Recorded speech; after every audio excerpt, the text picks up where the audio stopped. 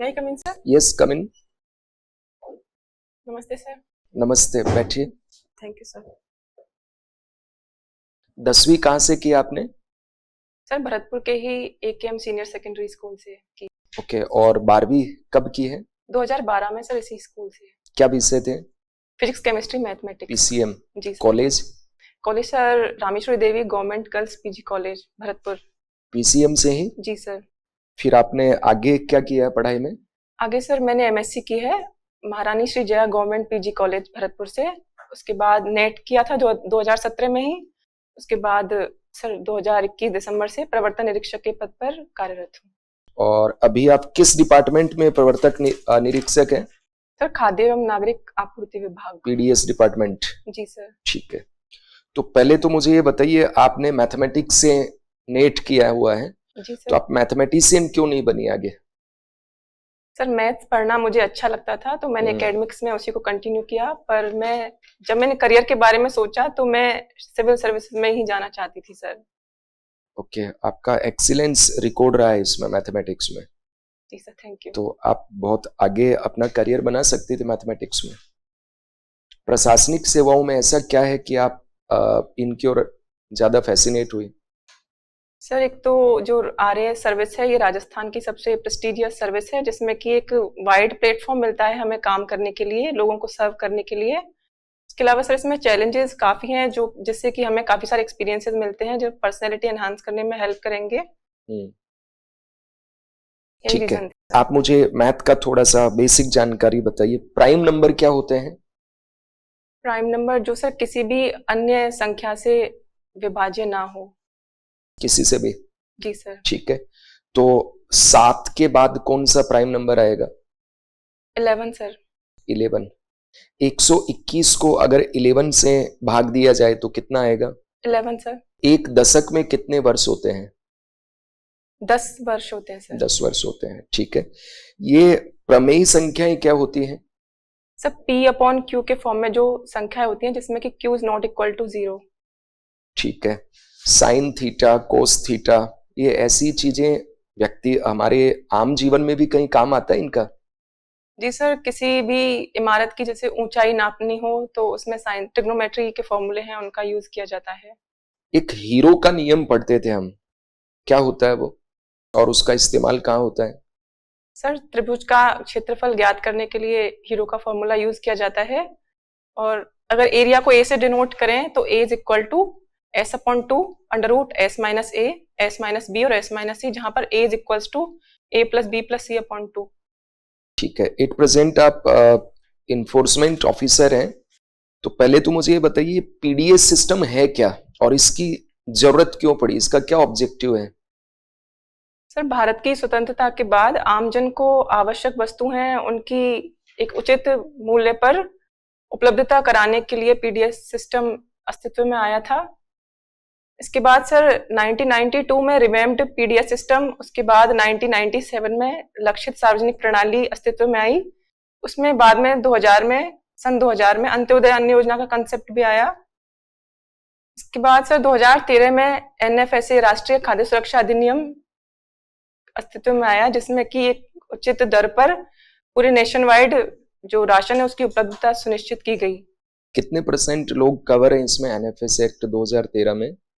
Sir NFSA में nation wide urban का criteria है वो 50% और रूरल का 75% रखा गया है। ओके, 8% इसमें सब्सिडी लीकेज बहुत बड़ी समस्या है, तो इस सब्सिडी लीकेज को रोकने के लिए हाल ही में सरकार ने ऐसे कौन कौन से टेक्निकल एस्पेक्ट यूज किए हैं जिससे ये सब्सिडी लीकेज बहुत हद तक समाप्त हो गया है?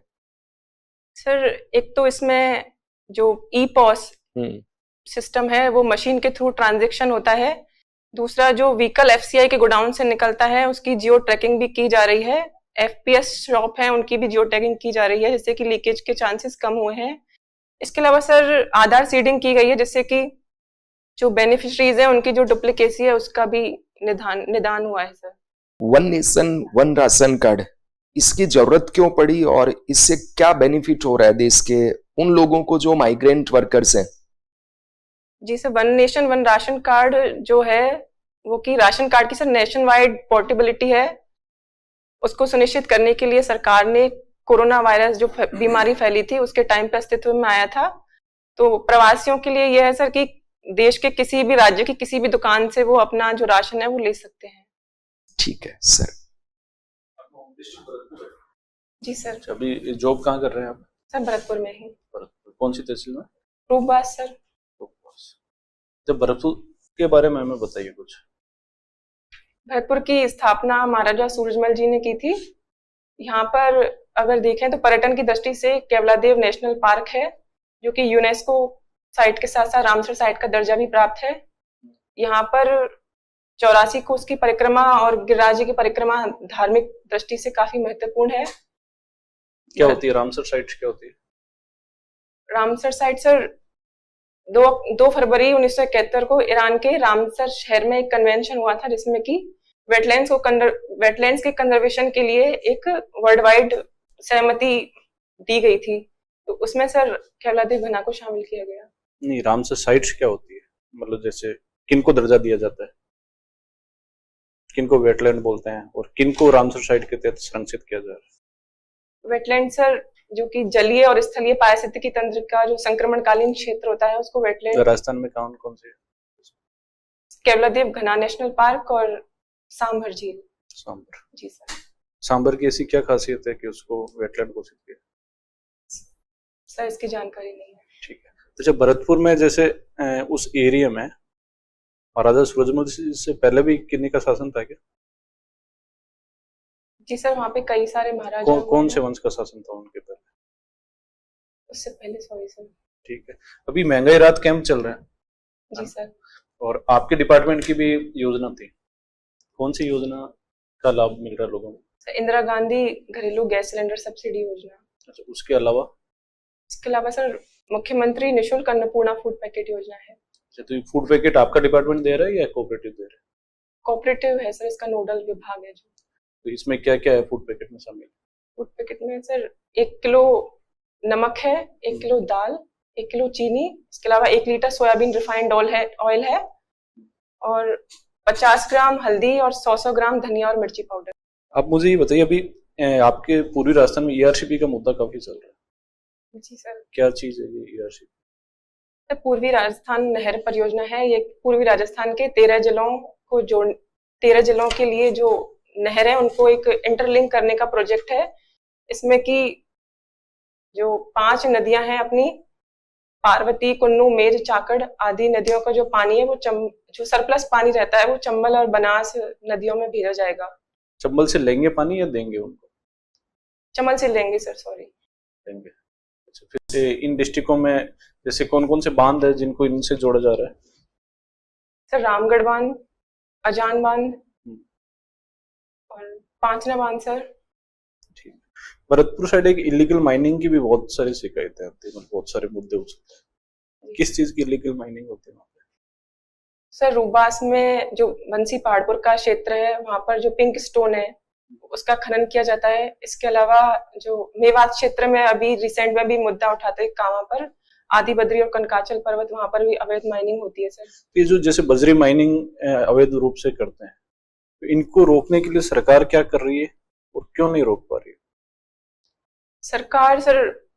सरकार में सर प्रशासन, पुलिस, वन विभाग और राजस्व, इन विभागों की एक जॉइंट कार्रवाई की जाती है और इनके ट्रैक्टर ट्रॉली सर अभी भी जब्त किए जाते हैं। और सर ब्लैक रूट आइडेंटिफिकेशन, मुझे लगता है कि जहां पर इनका ज्यादा मूवमेंट होता है वहां पर एक पुलिस चौकी बनानी चाहिए जहां पे आर्म्ड पुलिस फोर्स हमेशा रहे। तो वो तो बनाई जा सकती है, रोक क्यों नहीं पा रहे? सर व्यापक स्तर पर अभियान चलाया जा रहा है। पिछले साल भी कई सारे ऐसे माफिया को पकड़ा था। आप कुछ ऐसा कोई नवाचार बताओ जिससे ये जो इलीगल माइनिंग है उसको रोका जा सके। सर जो सेंसिटिव एरियाज हैं वहां पर ड्रोन सर्विलांस कर सकते हैं। इसके अलावा जो वहां पर लोकल लोग रहते हैं उनको भी इस चीज के लिए मोटिवेट किया जा सकता है कि अगर इस तरीके का कोई मूवमेंट होता है, खनन गतिविधियां हैं, तो पुलिस को या प्रशासन को इस बारे में जानकारी दें। गणित के कोई अंतर्राष्ट्रीय स्तर पे मिलने वाले पुरस्कार बताइए। सर एक फील्ड मेडल दिया जाता है गणित के क्षेत्र में, जिसे गणित का नोबेल कहा जाता है, और एक सर एबेल प्राइज। ठीक है। आप जॉब कर रही हैं और बड़े जॉब में आना चाहती हैं, आप तो खुद एक बहुत अच्छा प्रतीक है महिला सशक्तिकरण। अब इस मानसिकता से आप बताइए एक समाज की ऐसी चीज जिसके प्रति आपका बहुत गुस्सा है, जिसको आप स्ट्रिक्टली हटाना चाहते सर जो कन्या भ्रूण हत्या है हैं। ये आज भी देखने को मिलती है। जैसे कि मैं अगर अपने भरतपुर संभाग की बात करूं तो भरतपुर संभाग सर लोएस्ट है राजस्थान में, जहां पर कि लिंगानुपात सबसे कम है।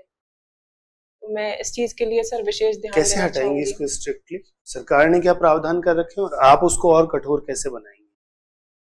सरकार ने सर एक तो बेटी बचाओ बेटी पढ़ाओ इनिशिएटिव चलाया हुआ है। इसके अलावा ये तो बहुत क्रिएटिव बात बोली आपने। सरकार ने क्या इसके लिए कोई कानून बना रखा है?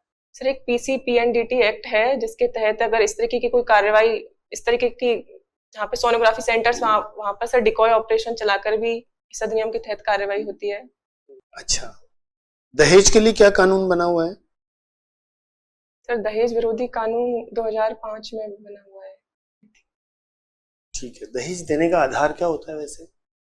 कैसे हमारे समाज में ये प्रथा विकसित होगी? सर एक तो समाज का माइंडसेट है कि अगर शादी है तो मतलब ये तो एक तरीके से मॉरल ड्यूटी है लड़की के फादर की कि उसको अपनी सामर्थ्य या फिर उससे ज्यादा उसको देना ही पड़ेगा। लड़के वाले इस चीज को अपना हक समझते हैं और जो लड़की वाले हैं वो अपनी जिम्मेदारी। तो इस चीज का जो सोशल एक्सेप्टेंस बना हुआ है दहेज प्रथा का।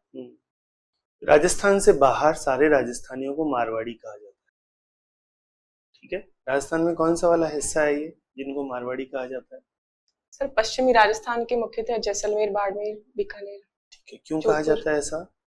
क्योंकि सर ये मारवाड़ प्रदेश का भाग रहा हुआ है इसलिए। अच्छा, बोली, ये कोई बोली भी है? ये सर एक मारवाड़ी बोली है पश्चिमी राजस्थान। अब आप वो कारण बताइए जिसकी वजह से सारे राजस्थानियों को मारवाड़ी कहा जाता है। सर जैसा मुझे लगता है कि मारवाड़ी जो लोग हैं वो बिजनेस ओरिएंटेड हैं, तो भारत के किसी भी हिस्से में अगर जहां पर प्रमुखता से ये मिलते हैं तो वहां पर इनका एक प्रदेश से और दूसरे प्रदेश में जाते हैं, तो इसलिए सर। लोकमान्य बाल गंगाधर तिलक ने स्वराज्य की बात की, क्या वो स्वतंत्रता की बात कर रहे थे? स्वराज्य और स्वतंत्रता में क्या फर्क है? स्वतंत्रता सर ब्रिटिश जो काल था, ब्रिटिश शासन, उससे आजादी।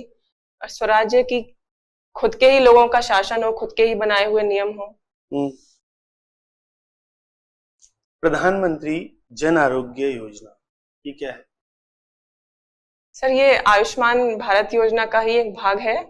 इसमें कि 5 लाख तक का बीमा कवर दिया जाता है और भारत के सर करीब 12 करोड़ फैमिलीज हैं जो इससे के लाभान्वित हैं। राजस्थान से में इससे मिलती जुलती योजना कौन सी है? मुख्यमंत्री चिरंजीवी बीमा योजना। फूड एंड सप्लाई डिपार्टमेंट में क्या प्रॉब्लम्स आती? प्रॉब्लम सर एक तो एनएफएसए के जो बेनिफिशरीज हैं उनमें सर उस लिस्ट को वापस से रिवाइज होने की जरूरत है, क्योंकि जो लोग पहले जोड़े गए थे आज वो लोग सक्षम हैं काफी, पर वो अभी भी इस योजना का लाभ ले रहे हैं और जो वास्तविक लाभार्थी है वो वंचित है। इसके अलावा सर इसमें जो रिमोट एरियाज है वहां पे पॉस मशीन से ट्रांजेक्शन होते हैं, वहां पे नेटवर्क का प्रॉब्लम रहता है। और सर इसमें केवल गेहूं और चावल को शामिल किया गया है, इसमें मिलेट्स को भी या फिर मक्का इनको शामिल करना चाहिए। ठीक है सर। प्रधानमंत्री उज्ज्वला योजना जी सर के तहत है वो कितनी सब्सिडी दी जा रही है गैस सिलेंडर पे बीपीएल परिवार से? बीपीएल परिवार को सर 600 रुपए की, लगभग 600 रुपए की सब्सिडी दी जा रही है। भारत सरकार के द्वारा दी जा रही है? तो इसमें भारत सरकार 200 रुपए और जो स्टेट गवर्नमेंट है वो 400 रुपए की सब्सिडी दे रही है। एक उज्ज्वला योजना यहाँ पे भी चलाई जा रही है राजस्थान में भी? जी सर, मैं अनुमान लगा सकती हूँ एक बार अगर आप इजाजत दें तो। जो देह व्यापार में जो लिप्त हैं महिलाएं, उनके पुनर्वास के और उनके बच्चों के पुनर्वास के लिए ये योजना चलाई जा रही है राजस्थान सरकार के द्वारा। ये बिलो पॉवर्टी लाइन जो है बीपीएल, ये कंसेप्ट है क्या? ये किसके आधार पर हम ये कह सकते हैं कि ये परिवार है वो बीपीएल की श्रेणी में आता है? सर एक समिति, तेंदुलकर समिति की सिफारिश के आधार पर, जिन्होंने पर मंथ इनकम का क्राइटेरिया दिया था, अगर उससे कम कोई किसी परिवार की इनकम है तो उसे बीपीएल कंसिडर किया जाएगा। कितनी है अभी कुछ पता है, कुछ अंदाजा है? सर उसकी जानकारी नहीं है। बीपीएल परिवारों को रसद विभाग द्वारा है वो यानी कि रियायती दर पर है वो सामान उपलब्ध कराया जा रहा है, लेकिन इसमें क्वालिटी को लेकर है वो बड़ी प्रॉब्लम रहती है। आम आदमी ये कहता है कि राशन की दुकान पर है वो अच्छी क्वालिटी का सामान नहीं मिलता है। सर पहले इस तरीके के केसेस होते थे कि जैसे किसी गोडाउन से गाड़ी गई और वहां पे बीच में रास्ते में रोक करके और उसमें कुछ अपमिश्रण की जो खबरें हैं वो सुनने में आती थी, पर अब जब से सप्लाई चेन मैनेजमेंट के थ्रू इस तरीके का सिस्टम किया है तब ये चीजें सर कम हुई है और कहीं पर अगर इस तरीके की शिकायत आती है तो विभाग द्वारा सर कार्रवाई की जाती है। ये राशन की दुकानों का आवंटन है वो किस आधार पे करते हैं, अलॉटमेंट है वो किस आधार पे किया जाता है? आवंटन सर कि अगर किसी भी क्षेत्र में 500 यूनिट्स हैं, 500 राशन कार्ड, सॉरी सर, तो उसके ऊपर एक दुकान का आवंटन किया जाता है। किस आधार पे क्या एप्लीकेशंस मांगी जाती हैं उसकी? जी सर, उसके लिए एक विज्ञप्ति जारी होती है, फिर आवेदन पत्र मांगे जाते हैं और फिर एक पोस्टल ऑर्डर लगा करके एक आवंटन सलाहकार समिति का गठन किया जाता है। इसका डीएसओ भी जिसका एक सदस्य होता है, जिसको सर्वाधिक वोट मिलते हैं सर, उसका चयन किया जाता है। भरतपुर औद्योगिक दृष्टि से वो बहुत ज्यादा डेवलप नहीं हुआ है। जी सर। क्या कारण मानते हैं आप? सर इसके पहला तो सर कि एक तो एनसीआर का भरतपुर भाग रहा हुआ है, अभी भी है, एरिया थोड़ा कम हो गया है सर। और दूसरा सर ताज ट्रेपेजियम जोन जिसमें कि भरतपुर आता है, ताजमहल को संरक्षण करने के लिए एक सर 10,500 वर्ग किलोमीटर का एरिया है जिसको टीटीजेड घोषित किया गया है, उसमें भरतपुर भी आता है, इसलिए डेवलपमेंट नहीं हो पाया सर इंडस्ट्रियल दृष्टि से। जामताड़ा किसके लिए फेमस है? जामताड़ा सर साइबर क्राइम के लिए फेमस है। भरतपुर का जामताड़ा मेवात रीजन बनता जा रहा है, इसके क्या कारण है? सर यहाँ पर साइबर क्राइम है जो काफी बढ़ रहा है, उसमें जैसे कि सेक्सटॉर्शन है, फिशिंग है, आदि घटनाएं देखने को मिल रही हैं। ठीक है, आपका साक्षात्कार हो गया, अब आप जा सकते हैं। Thank you sir.